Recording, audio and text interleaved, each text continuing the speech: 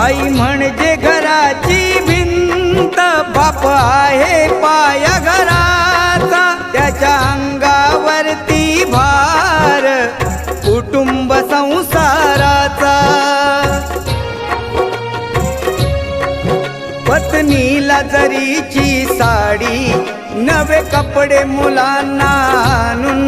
बाप माझा गावभर फिरतो फाटलेली बनियान घालून, फाटकी चप्पल केसाला नाही फणी, बाप माझा